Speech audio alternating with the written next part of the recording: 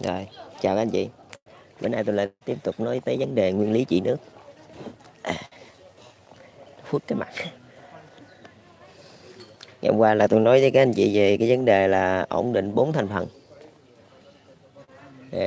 Những thành phần chống đối trong nước, những thành phần chống đối có liên kết với nước ngoài, những thành phần ở nước ngoài chống đối và những cái thành phần gọi là bảo thủ. Bữa nay tôi lại nói tiếp tục về cái vấn đề gọi là phân chia ranh giới của những quốc gia gọi là có nội chiến để mà thống nhất lại mà không cần xảy ra chiến tranh.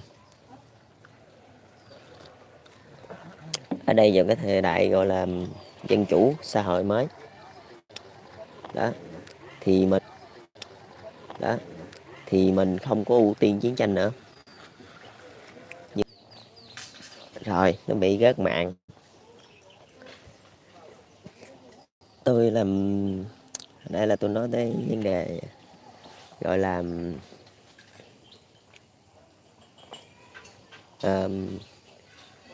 làm sao để thống nhất một đất nước mà không cần phải chiến tranh, trong khi đang chia ra ranh giới làm hai, tức là hai bên đều có quân đội. Giống như tôi nói về cái ví dụ đơn giản là Hàn Quốc thôi, Nam Hàn, Bắc Hàn và Israel và Palestine. Cái vấn đề ở đây đơn giản thôi. Hồi ngày xưa người ta nghĩ rằng ở chủ nghĩa xã hội nó chỉ có một đảng thôi, và họ luôn đinh ninh rằng là một đảng thì mới có thể tạo nên sự công bằng. Tại vì chỉ có một người phân bổ thì nó mới công bằng, chứ còn 2-3 người phân bổ thì nó đâu có công bằng. Nhưng mà đối với tôi thì khác. Một người phân bổ thì đôi khi nó lại không công bằng đâu, phải không? Mình không biết được đâu, tại ăn thua vô cái nền tảng thôi. Bởi vì lúc nào chính phủ phải chia ra làm hai thành phần là nói chuyện với giới tư bản và thành phần nói chuyện với giới vô sản. Chứ còn mà nếu mà một thành phần một mà nói chuyện với cả hai giới sẽ không bao giờ làm được. Tại vì anh không thể nào mà lấy cái tư tưởng của cái giới vô sản mà anh áp đặt lên giới tư bản. Người ta sẽ không chấp nhận cái chuyện đó. Tại vì sao? Vô hình chung là những người tư bản á, họ lao động nhiều hơn là những người vô sản. Các anh chị thấy vậy đó. Chứ những người mà người ta giàu á, người ta làm việc thâu đêm suốt sáng, tức là người ta làm việc bất kể ngày giờ. Người ta làm việc nhiều hơn là những người vô sản nha các anh chị. Các anh chị thấy vậy đó. Chính vì cái chỗ người ta phấn đấu nhiều, người ta làm việc nhiều, người ta lao động nhiều, nên người ta mới có nhiều tiền nhiều của. Còn những người vô sản họ làm gì làm, họ chỉ đổ cái sức lao động gọi là, như tôi nói đơn sơ thôi, là họ chỉ lao động chân tay thôi, họ lãnh lương hàng tháng thôi, chứ họ đâu có cái gì khác nữa. Một là không có vốn, hai là không có gọi là cái ý tưởng sáng tạo gì cả. Nên những người vô sản làm sao làm lại những người tư bản, nếu mà mình xét về mức độ lao động thôi. Vì vậy mình không thể nào mà lấy cái tư tưởng của những người vô sản mà mình áp đặt lên những người tư bản. Họ sẽ không bao giờ chịu, họ không chấp nhận mấy chuyện đó đâu. Vì vậy để mà thống nhất một đất nước á, mà khi mà có chiến tranh á, thì tôi chắc chắn với các anh chị luôn, cái đất nước nào mà nó có trục trặc á, thì nó phải ăn như cái phần đó, gọi là tư sản và vô sản. Ồ, ở đây sâu quá. Nó ăn như cái phần gọi là tư sản và vô sản. Thì bây giờ thống nhất thì đơn giản thôi. Cái đảng xã hội thì sẽ nói chuyện với những người vô sản, còn đảng tư bản thì đảng Cộng hòa thì sẽ nói chuyện với những người tư bản. Nó cũng đơn sơ vậy thôi, phải không? Nhưng mà cái trường phái chúng mình nó mở ra nó khác với ngày xưa. Ngày xưa người ta nghĩ là một đảng thôi, chủ nghĩa xã hội là một đảng thôi. Nhưng mà bây giờ chủ nghĩa xã hội một đảng, thậm chí Việt Nam luôn vẫn phải chia ra hai thành phần.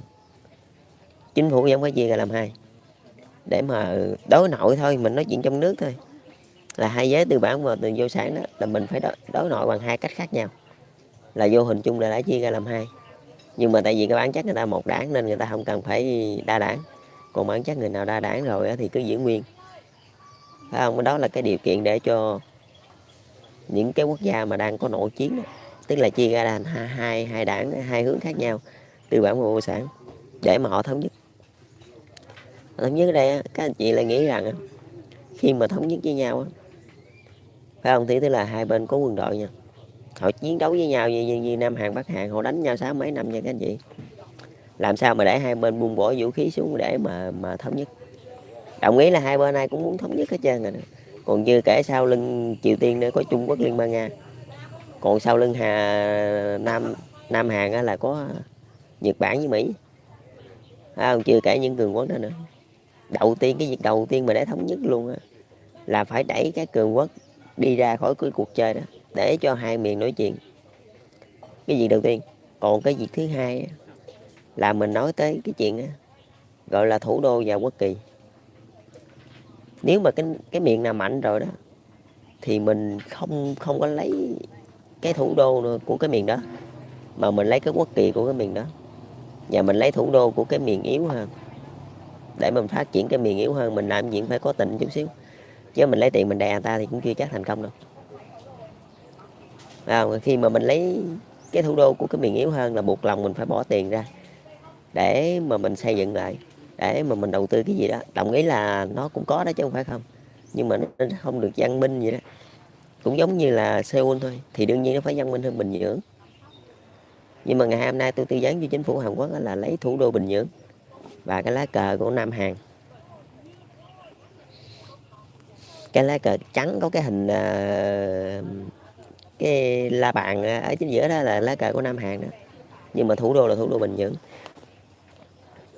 Tại vì những cái người vô sản họ đồng ý họ nghèo thiệt, họ sẽ thiệp các anh chị, nhưng mà các anh chị mà chơi lố với họ quá họ cũng không có chơi với các anh chị đâu. Đó là lý do tại sao hàng trăm năm qua cái cuộc chiến với Nam Hàn Bắc Hàn nó cứ xảy ra, còn phong trào Hamas đã giải ra của Israel nó cứ quấn nhau liên tục. Tại sao? Tại vì họ không phục chính phủ, phải không? Nhưng mà ngày hôm nay mình loại bỏ ra, mình loại bỏ Liên bang Nga Trung Quốc, loại bỏ Nhật Bản với Mỹ, là chỉ đứng ở ngoài nhìn thôi để cho hai miền nói chuyện. Rồi khi nào mà không xong mà muốn quýnh lộn các cường quốc hãy nhảy vô. Tại vì khi mà thống nhất được thì nó sẽ mở ra một cái chân trời mới nữa. Nghĩa là như hồi đó tới giờ đi, Mỹ chỉ đầu tư cho Hàn Quốc thôi, cho Nam Hàn thôi. Có bao giờ Mỹ đầu tư lên Triều Tiên chưa? Chưa bao giờ. Nhưng mà Nam Hàn chỉ là một miền thôi, một miền Nam thôi. Còn cái miền Bắc nữa Mỹ bỏ. Không phải là bỏ mà là đầu tư không được. Nhưng mình nếu thống nhất rồi thì cái cơ hội làm ăn sẽ mạnh hơn, sẽ là rộng hơn như vậy. Tại vì sao? Tại vì cũng lên tới Bắc Hàn nữa, tức là nguyên một nước thống nhất rồi. Ở đây mình xét theo cái trường phái gọi là làm ăn là sẽ mở rộng ra. Còn cái trường phái gọi là chiến tranh thì sẽ dẹp bỏ những cuộc chiến tranh luôn. Còn cái trường phái gọi là chính trị thì nó phân ra thành hai đảng, tức là miền Bắc là đảng Cộng sản, còn miền Nam là đảng Cộng hòa. Đó là cái mô hình chủ nghĩa xã hội hỗn hợp. Nhưng mà hồi trước tới bây giờ người ta cứng nhắc, tại sao người ta lại không có thống nhất như vậy? Là người ta nghĩ rằng chủ nghĩa xã hội phải là một đảng, phải là một đảng. Một đảng nó không chính xác đâu anh chị. Chủ nghĩa xã hội nguyên bản nó rất là khó các anh chị, rất là khó khăn, trừ khi nào các anh chị phải quen với cái đó rồi, quen thuộc với mô hình đó. Như Việt Nam nè, 60-70 năm rồi, đã quen thuộc rồi thì mới giữ được. Chứ như nước Mỹ mà làm được tôi không có còn tên Phạm Minh Hải nữa đâu, tôi nói thiệt, không có làm được đâu. Khó lắm, tại vì nó tới hai giới tư bản và vô sản, mà một đảng làm sao mà đối nội được. Anh đâu có thể nào anh đem cái tư tưởng của giới tư bản mà anh áp cho cái giới vô sản, hoặc là anh đem cái tư tưởng của giới vô sản anh áp cho giới tư bản, đều không thành công.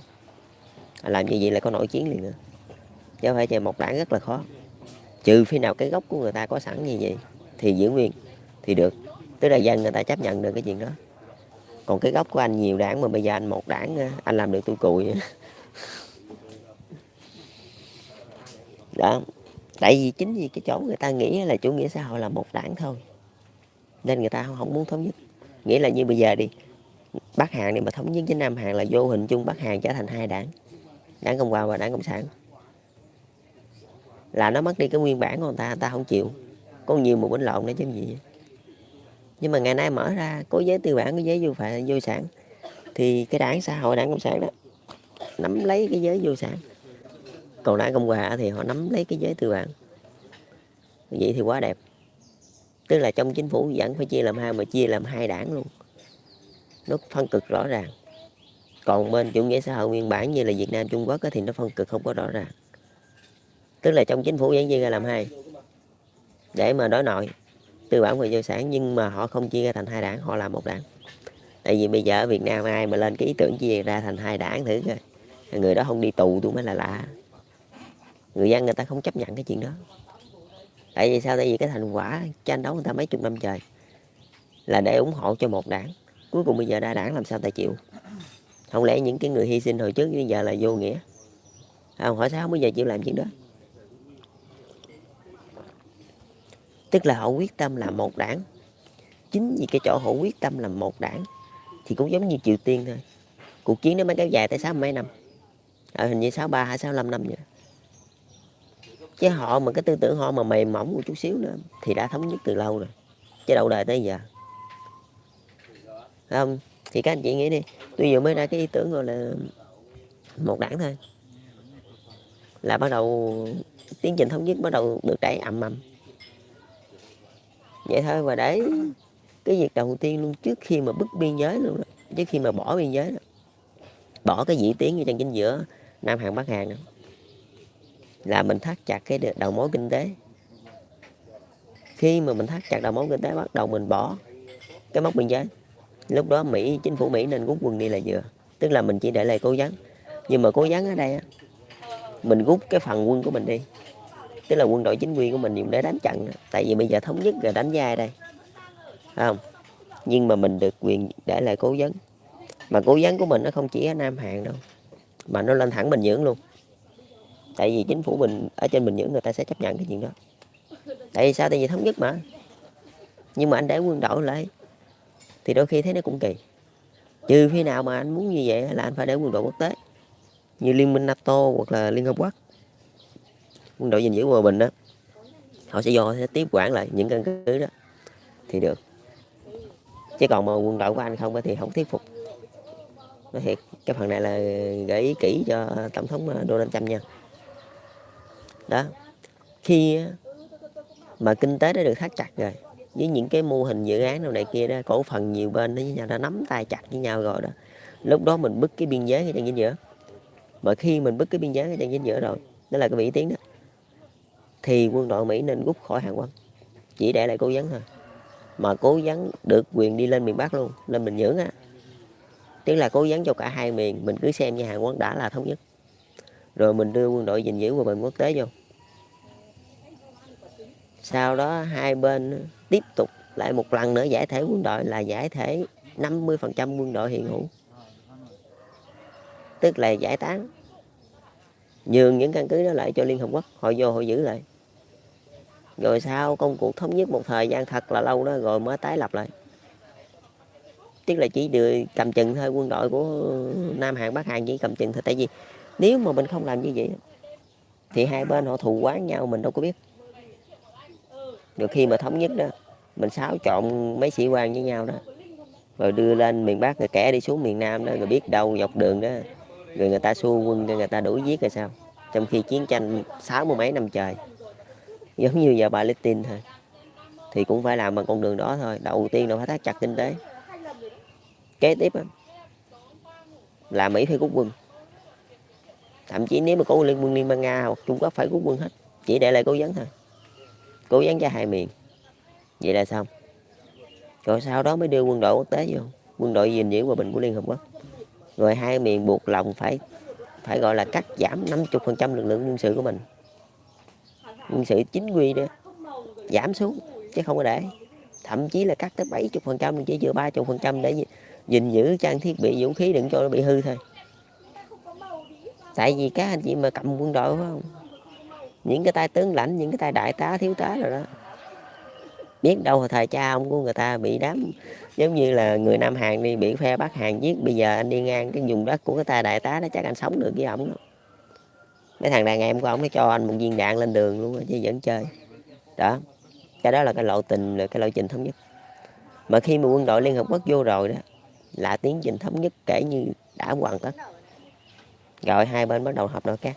Mà chính phủ chủ nghĩa xã hội hỗn hợp là được xây dựng theo cái mô hình của nước Đức của mẹ nuôi Angela Merkel đó. Thì các anh chị cứ xây giống như vậy là được.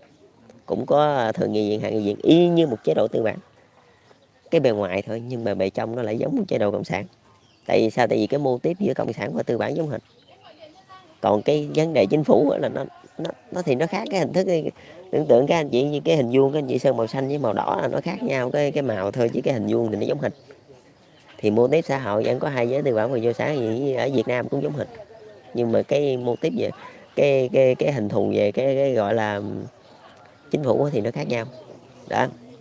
Lộ trình thống nhất Triều Tiên, thống nhất Israel là như vậy. Chính phủ Mỹ phải rút quân.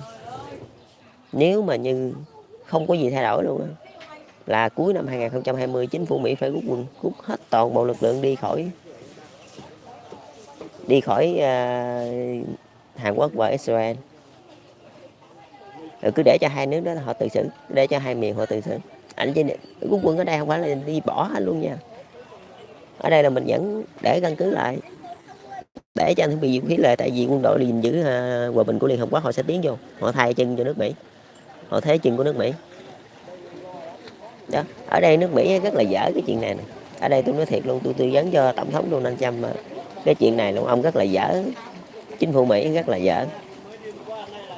Chú Trump á, ông có tưởng là chính phủ Mỹ là đầu tư là quân sự là đóng căn cứ ở khắp nơi luôn, cứ tưởng đâu là mình mạnh, nhưng mà làm gì dở lắm.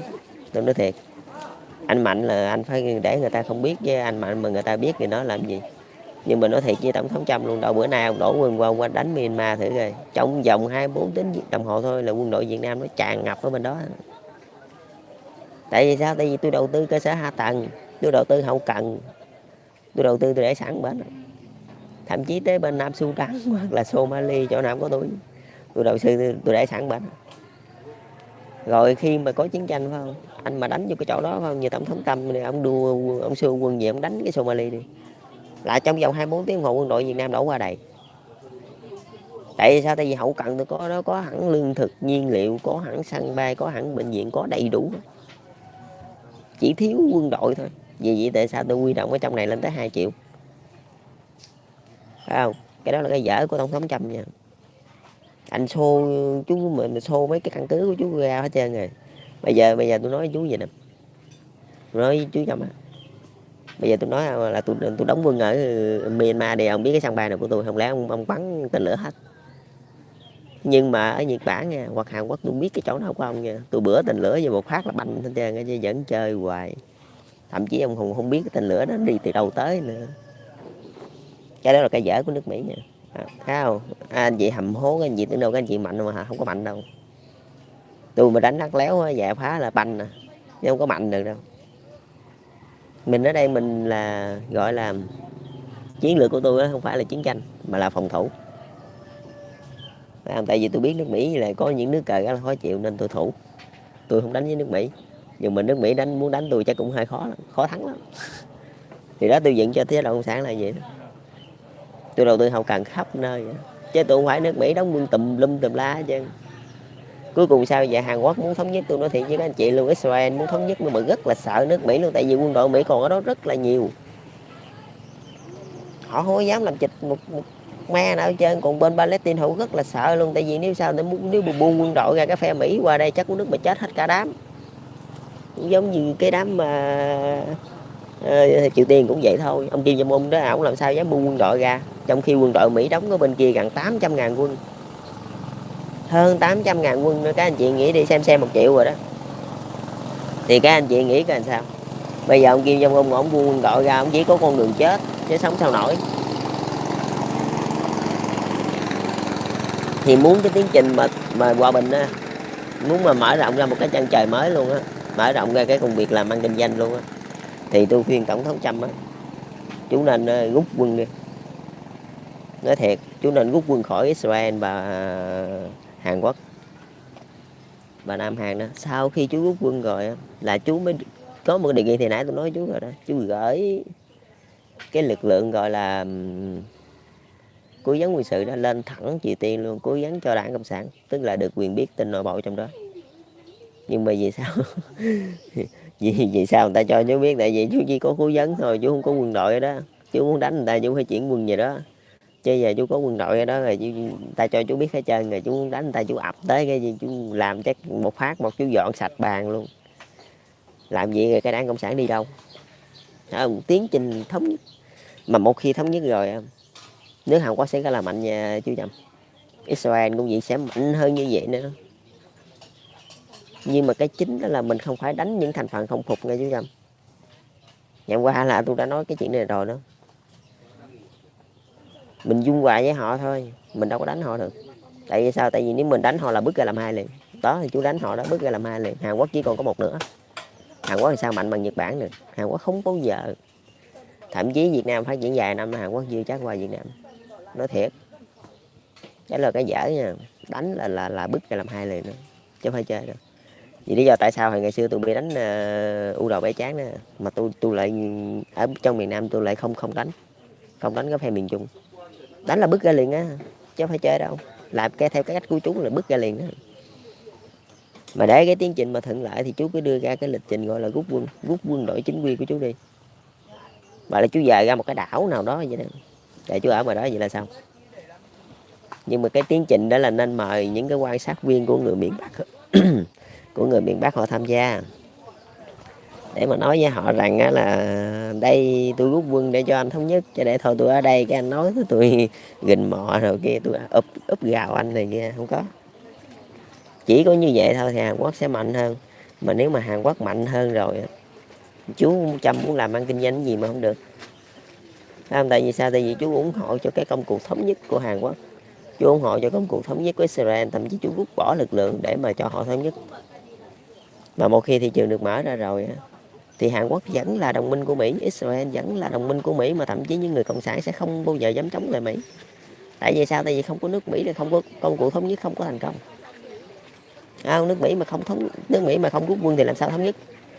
Đó, chính vì nước Mỹ nhường cho họ thống nhất nên họ sẽ rất là nể, rất là coi trọng nước Mỹ. Và cái chuyện làm ăn thì cái chú Trump cứ ok đi, vô tư đi. Còn mai mốt có cái gì thì họ cũng sẽ gọi qua chú, họ hỏi một tiếng, chứ họ đâu thể nào mà họ là giống như làm càng được. Không bao giờ có cái vụ mà họ làm càng đâu, chú an tâm chuyện đó. Rồi ở đây thì tôi nói cái cách mà thống nhất một đất nước có chiến tranh trong hòa bình. Ngày hôm qua tôi nói cái cách là ngăn cản cái chuyện gọi là chia bè kết đảng. Nếu mà đánh là chia rẽ đất nước liền, là mình ngăn lại cái chuyện đó. Còn bữa nay là những cái đất nước chia rẽ là mình thống nhất bằng cách làm sao? Hiện tại là đang có Israel, Palestine, Nam Hàn, Bắc Hàn là đang trong công cuộc đó, mà cũng đều dính tới nước Mỹ.